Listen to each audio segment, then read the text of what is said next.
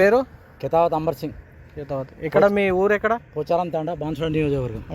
ఎట్లుంది అన్న రేవంత్ రెడ్డి పరిపాలన ఎట్లుంది, కేసీఆర్ పరిపాలన ఎట్లుంది? కేసీఆర్ పరిపాలనతో రేవంత్ రెడ్డి పరిపాలన బాగానే ఉన్నది. రైతులకు కూడా మంచిగానే ఇస్తుర్రు. ఇంతకుముందు మా బీపీటీకు బోనస్ ఇచ్చిర్రు, 500 బోనస్ కూడా ఇచ్చిర్రు. అలాగే రైతు బంధు కూడా 5,000 నుంచి 6,000 పెంచారు. ఈ ప్రస్తుతానికైతే రేవంత్ రెడ్డి ప్రభుత్వం చాలా మంచిగా నిలబడుతుంది. 15,000 ఇస్తున్నాడు కదా, మరి 15,000 బడ్జెట్ కొద్దిగా బడ్జెట్ వలన కొద్దిగా 2,000 తక్కువ కుదించాడు దాన్ని. ప్రతి వడ్ల గింజకి ఇస్తానని అప్పుడు ఫస్ట్ చెప్పారు, తర్వాత వచ్చేసి సన్నాలకి ఇస్తామని చెప్పేసి మాట్లాడారు. దీని గురించి మీరు ఏమనుకుంటున్నారు? రైతులు అయితే ఇబ్బంది పడుతుంది. దొడ్డు గింజల్లో కూడా రైతు బోనస్ ఇవ్వాలని ప్రజలు కోరుకుంటారు.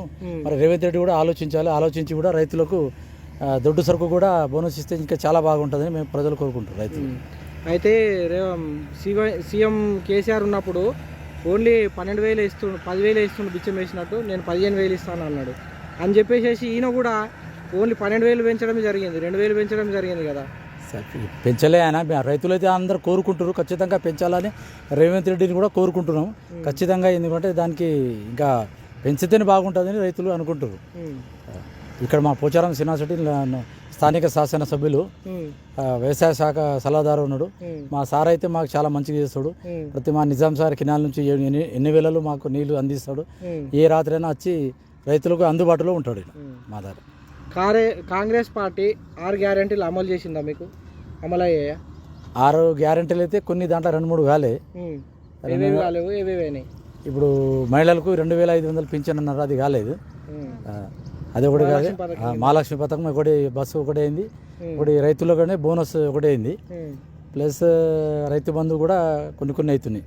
కానీ అనుకున్నంత కావటం లేదని రైతులు కూడా కొద్దిగా బాధపడుతారు. అది మంచిగా అయితే ఇంకా బాగా సంతోషిస్తారు. 200 యూనిట్ల వరకు ఫ్రీ కరెంట్ అన్నారు, అది ఫ్రీ వస్తుంది. అది ఫ్రీ వస్తుంది. సిలిండర్ కూడా ఫ్రీ వస్తుంది. 500 సిలిండర్ అది కూడా వస్తుంది, 2 వస్తుంది. ఆసరా పెన్షన్ 4,000 చేస్తున్నాడు కదా, అది కాలేదు. అది కాలేదు. అది కూడా చేస్తే బాగుంటుందని రైతులు అనుకుంటారు. కళ్యాణ లక్ష్మికి తులం బంగారం వస్తుంది, రాలేదండి. అది కూడా రాలేదు. అది కూడా వస్తే బాగుంటుంది. ఎందువల్ల చేయలేకపోతున్నా అంటున్నారు మీరు? ఏ లోటు బడ్జెట్ అంటున్నారు. ఏదో మరి తెలియదు, మరి రైతులకు పబ్లిక్ మరి ఏ బడ్జెట్ లేదు, అది లేదు, ఇది లేదు అంటారు. మరి అధికారంలోకి రాకంటే ముందు మాకు రాబడి తెలుసు, పోబడి తెలుసు, సంపదను సృష్టించుకోవడం తెలుసు, 10 ఏళ్ళలో 100 ఏళ్ళ విధ్వంసం జరిగిందని చెప్పిండి ఈయననే. టీవీ డిబేట్లలో మేము ఎట్లా చేయాలనో మాకు అన్నీ తెలుసు, ఇవి ఇంత మీరు అప్పులలో ఉంది రాష్ట్రం అన్నప్పుడు మాకు రాబడి తెలుసు, పోబడి తెలుసు అని చెప్పుకున్నారు. ఫస్ట్ మీరే ఇంప్లిమెంట్ కావాలని అనేసరికి మాకు తెలుసు, మేము ఎట్లా చేయాలనో తెలుసు అని చెప్పి మాట్లాడారు కదా. ఏ రాజకీయ నాయకుడైనా ముందు తెలుసుకొని హామీలు ఇవ్వాలా. యాక్చువల్గా వీళ్ళు ఏదో నోటికి వచ్చినట్టు హామీలు ఇచ్చేసి తర్వాత మాతో కాకొచ్చిందంటే ఏ గవర్నమెంట్ అనే ఉండేది. నేను కూడా కాంగ్రెస్ కార్యకర్తనే, నేనేం లేదు. కాకపోతే మొత్తం ఆలోచించి హామీలు ఇస్తే బాగుంటుంది. ఈ హామీలు ఇచ్చిన తర్వాత అది ఉన్నది ఇది ఉన్నది చెప్తే బాగుండదు. ఎందుకంటే అయితేనే హామీలు ఇవ్వాలా, లేకుంటే కాదంటే కూడా రైతులు ఎట్లన్నా ఓట్లు అయితే వేస్తారు కదా. ఓట్లు ప్రతి ఒక్కరు హక్కును అందరికీ ఓటు వేయాలని. కాకపోతే అడ్డమైన హామీలు ఇస్తే కూడా బాగుండదని. అదే రైతులకు మాకు ఈ బోనస్ ఏదో చెప్తారు, బోనస్ కాకుండా 3,000 రూపాయల క్వింటల్ అడ్లు కొంటే అయిపోతుంది. ఏ దొడ్డు సరుకు, సన్నం సరుకు తీసుకొచ్చి దీనికి కొండి దానికి కొండి పెట్టకుండా డైరెక్ట్ వడ్లుకే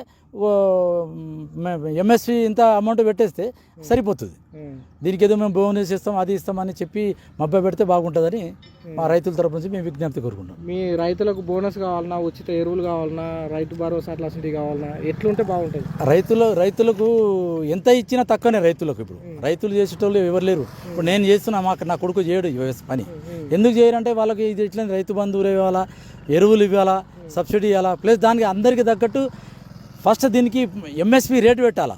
ఇప్పుడు 2,300 ఉంది. ఇప్పుడు 2,300 కాకుండా దీనికి ఒక 500 దీనికి యాడ్ చేసేసి ఒక 3,000 రూపాయలు దీనికి పెట్టేస్తే మాకు ఈ రైతు బంధు అవసరం లేదు, మా బోనస్ అవసరం లేదు, ఏం అవసరం లేదు.